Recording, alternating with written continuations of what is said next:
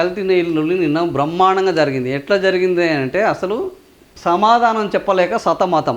ఈ సతమతంలో మతం అనేది పెట్టిండు మంచిగా ఏంది 2 హైలైట్ చేసి. ఈ మతం ఎందుకు వచ్చిందంటే నిన్న చంద్రబాబు నాయుడు కల్తీ జరిగింది ఎవడన్నా లడ్డులో కల్తీ జరగలేదు అంటే హ్యాపీగా వాళ్ళ ఇంట్లో నుంచి ఏదో మొత్తం సొమ్మంతా బయటికి తీసుకుపోయి ఇలా ఇంట్లో నుంచి బయటికి బలగొట్టినట్టు వాళ్ళు మొత్తం కిందికి మీద కొట్టుకుంటున్నారు. కల్తీ జరగలేదు అంటారా?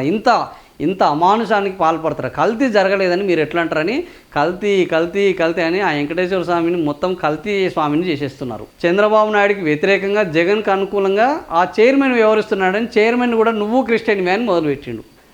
చివరికి స్పీకర్ అరే బాబు నేను క్రిస్టియన్ కాదురా నేను హిందువునిరా నాయన నీ మతం పాడుగాను నీ డైవర్షన్ పాలిటిక్స్ తగలేయా నేను క్రిస్టియన్ని కాదురా నాయన నేను హిందువునని ఆయన మండలిలో ఒప్పుకుంటే ఓహోహో ఇప్పుడు మండలిలో ఒప్పుకున్నాడు చైర్మన్ ఆయన క్రిస్టియన్ కాదట ఆయన హిందూ అట సారీ సార్ తప్పైంది ఏదో నిజంగానే అందాము మీరు ఊకుంటారు అనుకున్నా కానీ మీరు ఏదో హిందువునని చెప్పుకుంటారు నేను అనుకోలేదు సారీ సార్ చాలా ట్విస్ట్ ఇచ్చారు మీరు అని ఆయన అచ్చెన్నాయుడు నాకు తప్పు అయిపోయింది సార్ అని అన్నాడు.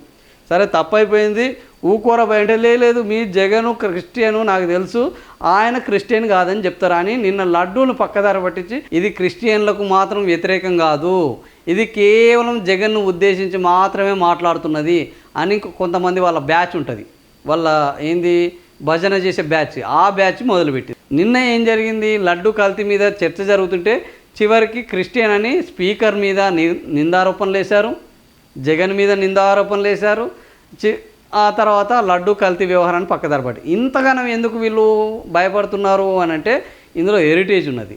ఈ పోయి ఏంది మంగళం పోయి ఊడుదలగా పడ్డట్టు ఇది హెరిటేజ్ని తగలబెట్టే కార్యక్రమానికి దగ్గర పడ్డది. సో ఆల్రెడీ హెరిటేజీకి గంపగుత్తగా హెరిటేజీ పాలను తయారు చేసేది హెరిటేజీ నీళ్ళని తయారు చేసేది హెరిటేజీ నెయ్యిని తయారు చేసేదే ఈ లడ్డూకి కూడా నెయ్యిని సప్లై చేస్తున్నది.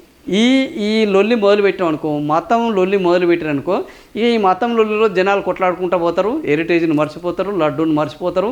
ఈ కొత్త లొల్లి మొదలుపెట్టి కొత్త చిచ్చు మొదలుపెట్టి మనం నిమ్మలంగా ఆ మంటలు మొదలుపెట్టి ఆ మంటలలో చేతులు మంచిగా చలి కాసుకోవచ్చు అన్న పద్ధతిలో ఈరోజు అప్పుల సమస్య ఉన్నది అమరావతి నిర్మాణ సమస్య ఉన్నది వైజాగ్ స్టీల్ సమస్య ఉన్నది. అక్కడ మొన్ననే అడ్డగోలి అకాల వర్షాలు వచ్చి లక్షల ఎకరాల్లో రైతుల పంటలన్నీ నాశనమైనాయి ఆ సమస్య ఉన్నది. ఇట్లా వందల సమస్యలు ఉన్నది. కానీ రోజు ఒక ప్రభుత్వ పథకం పేరు పెట్టి రోజు లడ్డూ వ్యవహారం ముందరపెట్టి జనాలను తప్పుదారి పట్టించే కార్యక్రమం విజయవంతంగా కొనసాగుతుంది. ఇది అత్యంత దురదృష్టకరం.